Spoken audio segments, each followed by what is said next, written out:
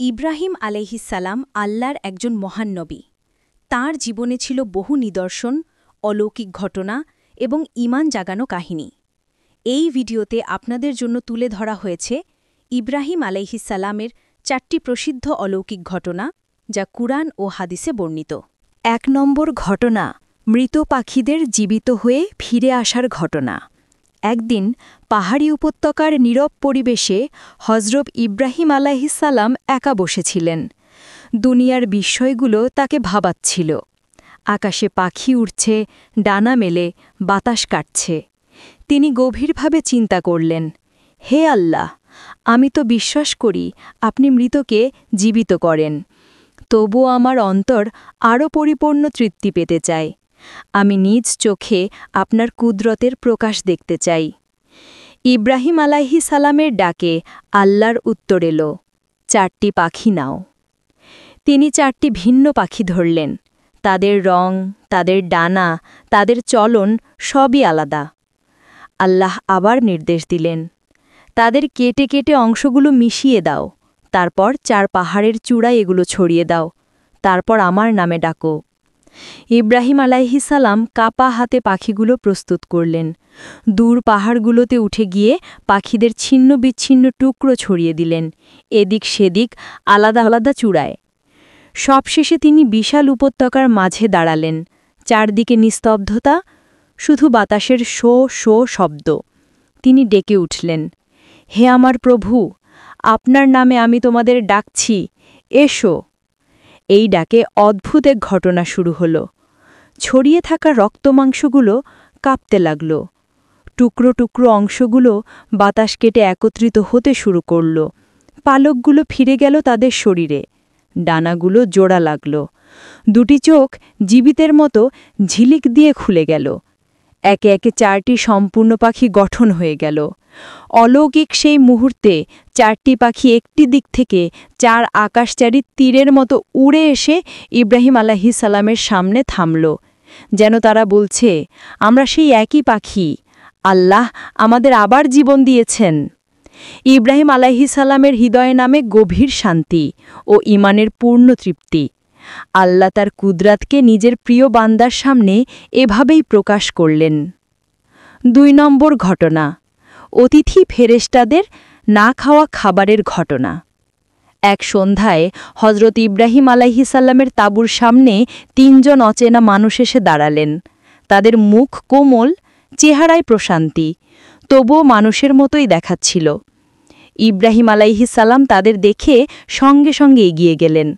তার অতিথি পরায়ণতার উদাহরণ ছিল পুরো দুনিয়ায় অতুলনীয়। তিনি বললেন, এসো, বসো, তোমরা আমার অতিথি। তাঁবুর ভিতরে নিয়ে গিয়ে তিনি ভাবলেন, অতিথির জন্য সবচেয়ে ভালো খাবারই দিতে হবে। এই চিন্তায় তিনি দ্রুত নিজের গবাদি পশু থেকে একটি মোটা তাজা বাছুর জবাই করলেন। আগুন জ্বেলে নিজ হাতে মাংস রানলেন। ভাজা মাংসের সুগন্ধ তাঁবুর ভিতরে ছড়িয়ে পড়ল। অতিথিদের সামনে প্লেট রাখলেন, হাসি মুখে বললেন, বিসমিল্লাহ বলে খান। কিন্তু ঘটনা অদ্ভুত হল। 3 জন অতিথির কেউ খাবারে হাত দিল না। তারা শুধু বসে রইল, মুখে রহস্যময় প্রশান্তি। ইব্রাহিম আলাইহিসসালামের হৃদয় কেঁপে উঠল। তার মনে সন্দেহ জাগল, মানুষ কি কখনো খাবার না খেয়ে বসে থাকে? তাহলে এরা কে? তিনি কিছুটা ভয় পেয়ে গেলেন। অতিথিরা তখন মৃদু হাসিতে বললেন, ভয় পেও না ইব্রাহিম, আমরা মানুষ নই, আমরা ফিরেশতা।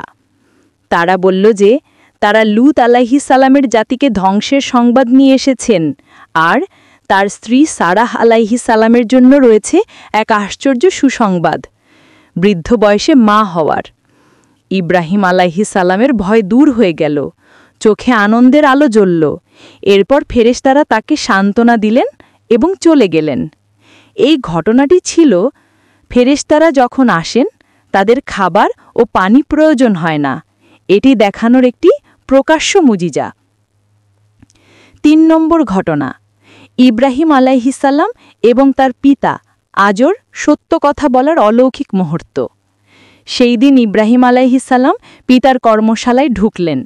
চারিদিকে সারি সারি মূর্তি, কেউ পাথরের, কেউ কাঠের, কেউ তামার। হাতুড়ির টুংটাং শব্দে আজরের হাত থেমে নেই। তিনি নতুন একটি মূর্তির গায়ে খোদাই করছিলেন। ইব্রাহিম আলাইহিসসালাম শীতল কণ্ঠে ডেকে উঠলেন, হে আমার বাবা! আজর হাত থামিয়ে তাকালেন। বললেন, কি ইব্রাহিম? ইব্রাহিম আলাইহিসসালাম একটি এগিয়ে এলেন, চোখে অদ্ভুত মমতা, কিন্তু কথায় গভীর দৃঢ়তা।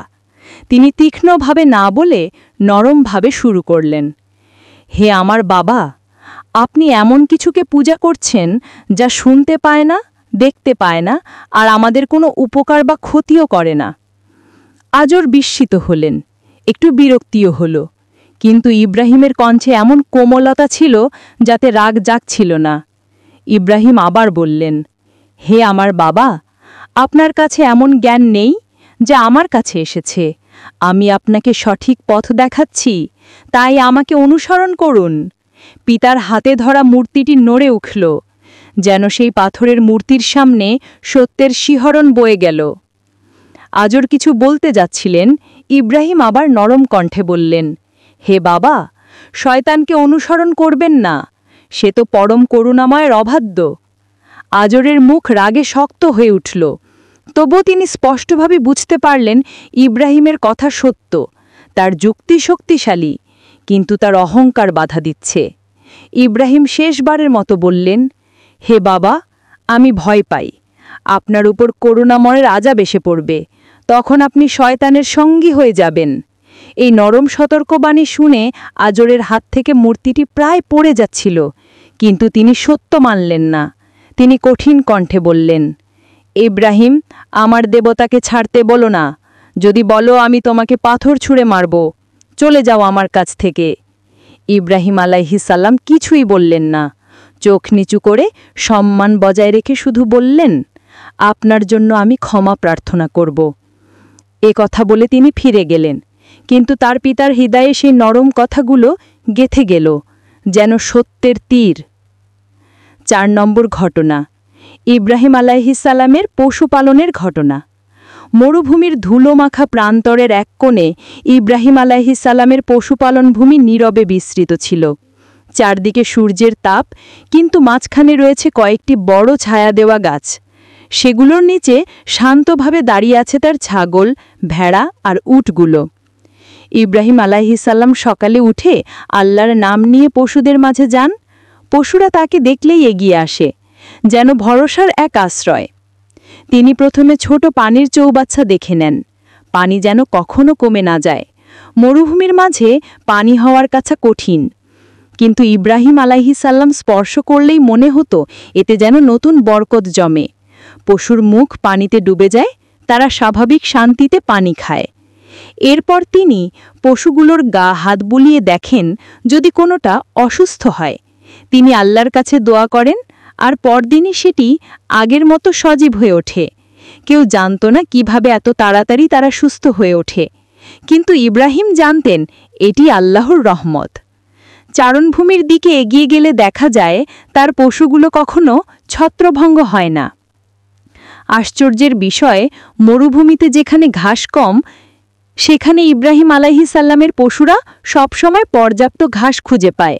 মনে হয় তাদের জন্য আল্লাহ মাটি থেকে লুকানো সবুজতা বের করে দেন। দিনের গরম চূড়ান্ত হলে ইব্রাহিম পশুগুলোকে ছায়ায় নিয়ে আসেন, নিজ হাতে পানি ঢেলে দেন, শস্য ঝরিয়ে দেন। তার পশুগুলো যেন তার কথার মানেই বোঝে। কোনো বিশৃঙ্খলা নেই, কোনো ধাক্কাধাক্কি নেই। আল্লাহ তার পশুগুলোর মাঝে এমন শান্ত স্বভাব দিয়েছেন যে তারা সব সময় মিলেমিশে থাকে। একদিন এক যাত্রীদল তার পাশ দিয়ে যাচ্ছিল। তারা দেখতে পেল মরুভূমির মাঝে এত সুশৃঙ্খল পশুপালন কখনো দেখেনি। একজন বিস্ময়ে বলল, এই পশুগুলো তো ইব্রাহিমকে মানুষের মতো সম্মান করছে। অন্যজন বলল, এখানে বরকত আছে, এটা সাধারণ মানুষের কাজ নয়। ইব্রাহিম তখন আলতো হেসে বললেন, বরকত আমার হাতে নয়, আমার রবের কাছ থেকে। আল্লাহর নাম নিয়ে তিনি পশুগুলোকে ধীরে ধীরে ভিতরে নিলেন, যেন প্রতিটি পশুই তার পরিবারের সদস্য। রাতে যখন সব পশু নিরাপদে বসে থাকে, হালকা বাতাস বয়ে যায়, ইব্রাহিম আকাশের দিকে তাকিয়ে আল্লাহর শুকরিয়া আদায় করেন। চারদিক নিস্তব্ধ, শুধু পশুগুলোর হালকা শ্বাস। মনে হয় আল্লাহ তার সব আমর গ্রহণ করে তাদের উপর শান্তি নাজিল করছেন। এভাবে দিন কাটে। মরুভূমির মাঝেও তার পশুগুলো সজীব, রোগমুক্ত, বরকতময়। চারদিকে দারিদ্র্য থাকলেও ইব্রাহিমের পশুগুলোর খাদ্য কখনো কমে না। কেউই বুঝতে পারে না কিভাবে, কিন্তু এটি ছিল আল্লাহর কাছে প্রিয় বান্দার জীবনের আরেকটি নীরব মুজিজা।